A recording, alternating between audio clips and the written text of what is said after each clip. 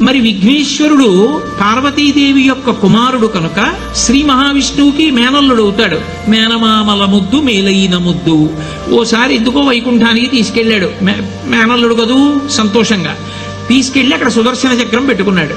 ఇదేమిటో బాగుందని తీసి తొండంలో కింద పెట్టి మింగేశాడు. అయ్యబాబో, ఇది శత్రు సంహారకమైనటువంటి సుదర్శన చక్రం రా, దీన్ని మింగేశాడు పిల్లాడని ఎలా బయటికి తెప్పించాలో అర్థం కాక విష్ణువు మొట్టమొదట ఆ పిల్లాడి ముందు ఇలా చెవులు పట్టుకుని గుంజీలు తీశాడు.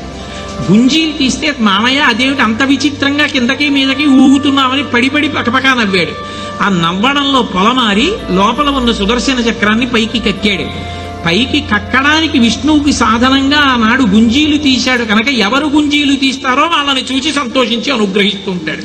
ఇప్పటికీ మీరు పాండిచేరి వెడితే పాండిచేరి రోడ్డు అంతా కూడా గుంజీలు తీస్తూనే కనపడతారు మీకు. విఘ్నేశ్వరుడి యొక్క పూజ అంత తేలిక.